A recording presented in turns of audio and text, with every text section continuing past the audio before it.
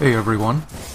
So, as most of you probably know, Tuesday, October 18th marks the launch of Wrath of the Machine's Heroic mode and increases the light level cap to a very nice round number of 400. Tuesday's update, 2.4.1, will also change/increase the light levels of the drops and engrams in certain activities, putting you on a more broad path to 400 light.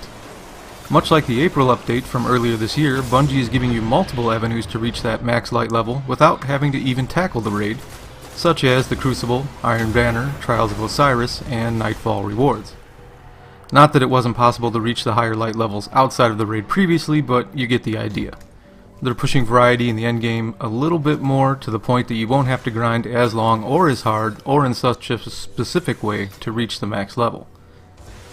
Inevitably, Tuesday's hard mode launch is going to set off another space race to the top, and with it will come the ridiculous light level requirements for LFG groups, everyone rocking the new gear and weapons and mocking you for still being 370 and not having Outbreak Prime, etc, etc. Now, if you're already 385 plus light and watching this, the video is obviously not for you. You're a champion and I salute you. But if you're still in the 360s or hovering around the mid 370s light like I am, this video is meant to just offer some very simple advice for raising light levels on and after the Tuesday update in a very leisurely way. You're going to want to avoid the Nightfall at the start of the week. Now, yes, I'm going to go against my own advice and probably run it the very first thing, but that's just to get a video out, and anyway, don't do what I'm going to do. Avoid the Nightfall and focus on Siva Heroic Strikes or Archon's Forge if that's your preferred mode of play. Archon's Forge is looking more tempting after the update thanks to ghosts and artifacts being added to the loot table. Doing these activities first will now net you gear and weapons up to 385 light, including some real good chances at legendary and exotic engrams if you're doing the strikes and popping a 3 of coins. If you don't want to wait for the blue drops from the bosses, you can decrypt the legendaries, making sure you have your highest light gear on before doing so, but save the exotic engrams and any skeleton keys you get for a later time.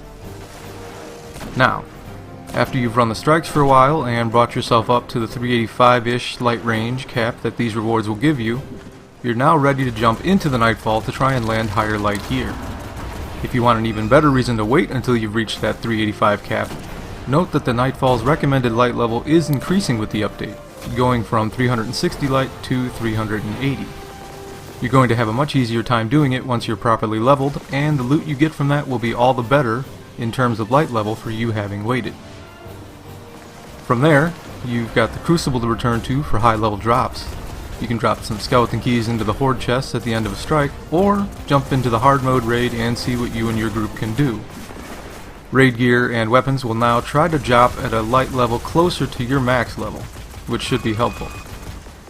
At the very least, and if you're not yet experienced in the raid's mechanics, you'll be better equipped to tackle the raid in normal mode at 385, honing your skills to move up to the heroic version at some future date.